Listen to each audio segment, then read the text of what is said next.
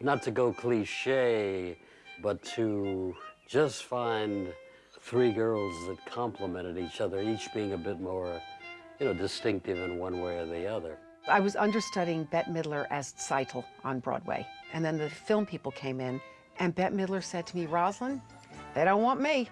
Get your tush down." And I said, "Oh, that would be lovely. Would you just wait a moment?"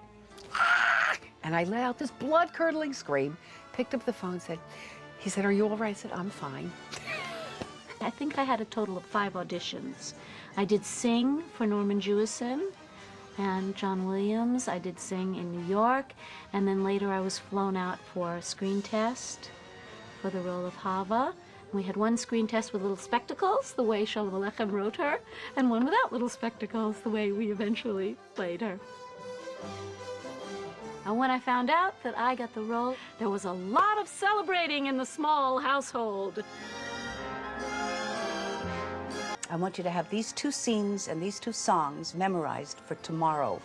So I auditioned for Norman the next day, and John Williams was there, and they worked with me with the song, Norman gave me some adjustments, and all of that, and I felt pretty good about it. So Norman walked all the way to the other end of the sound stage and then all the way back.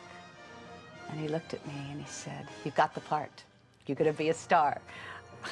Squealed and everything, It was very exciting. It was very, very exciting. Michèle got to be the middle daughter. Ha, ha, ha. Well, Roz and I immediately hit it off. We're the same height. We have the same exact eyes, blue with a yellow ring. Our birthdays are 2 days apart. Same year and 2 days apart. And it was like sisters immediately. We were all in the same hotel. We spent nights hanging out in each other's bedrooms, and telling stories. Leonard Frey, I loved Leonard, and I was so thrilled because we looked alike a little, and I was immediately attracted to him. And he was Mutzel. I mean, he was so perfect for me, But again, that was Norman's genius. We didn't even audition together, and he just knew that we would work. So that's pretty amazing. But Neva, she was a Broadway actress. She was like very, very young, I think 16 or 17. I was still in high school, and I had to promise that I would come back and complete high school and go on to university. On in the scenes, and most of the rehearsals were singing and dancing. And then, of course, our assignment was to memorize our phrasing so that we could recreate our breathing and our diction and our articulation of every lyric exactly as we had done it in the studio. We shot in Yugoslavia in Lekenik. We were at the Hotel Esplanade in Zagreb, which was lovely. I mean, that was high-class hotel for Yugoslavia. And we pretty much stayed cloistered to the hotel. But I know that I ventured out. I was excited about filming in Europe, and I actually made an effort to get tapes of the language so that I could get around, and I was kind of known that, wow, she really picked that language up. And the only thing I couldn't do was stop at every corner and have a Schlivowitz. These were communist countries. But I was never afraid, and I was excited. That's all I know, I was excited. And I got a booklet on the language, the Slavic language, and I was trying to learn words. Very difficult language. I remember a funny story at the hotel because I was out of toilet paper.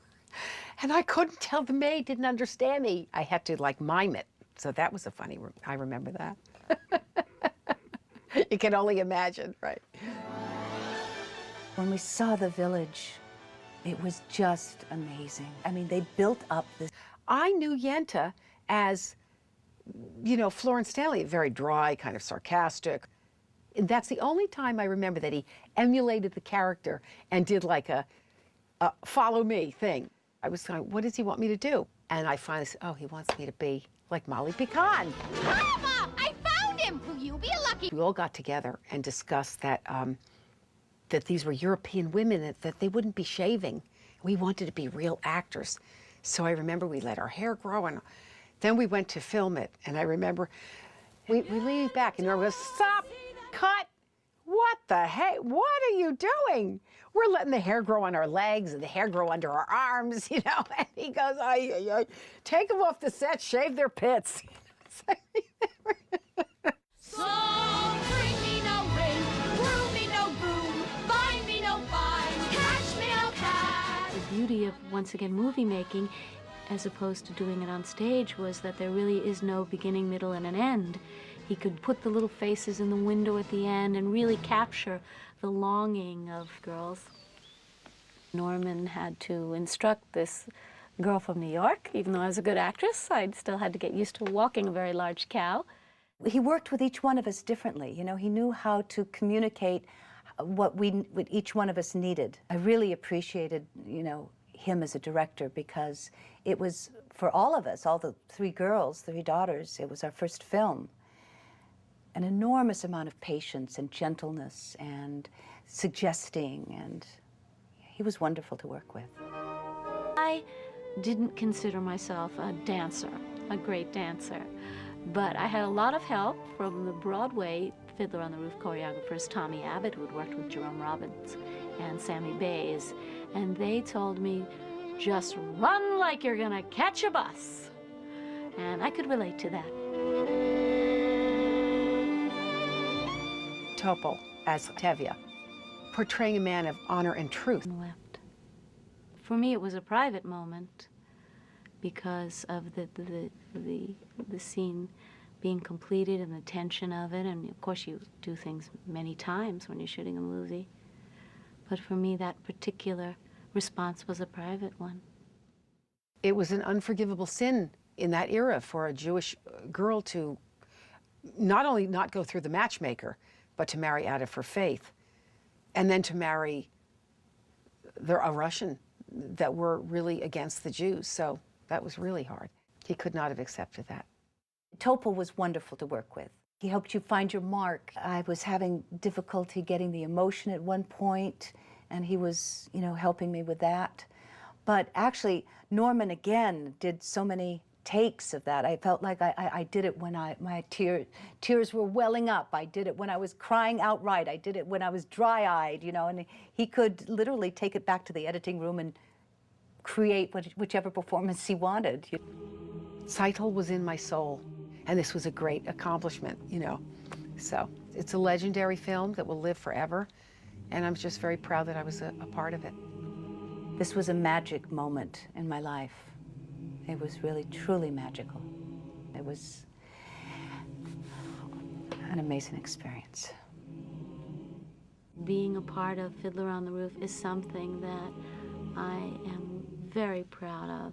It reaches children today, and I think it speaks to not only the experience of Jews who came and found lives in America, but all immigrants who came and still continue to come to America and find lives here.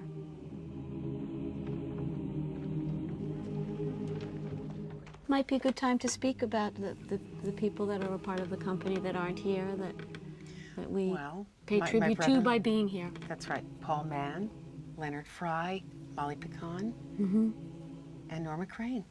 And also, and I know Elizabeth Glaser married Paul later, but the wonderful work that they've done with the pediatric aids. Absolutely. So part of the reason we're here is to pay tribute to all of them.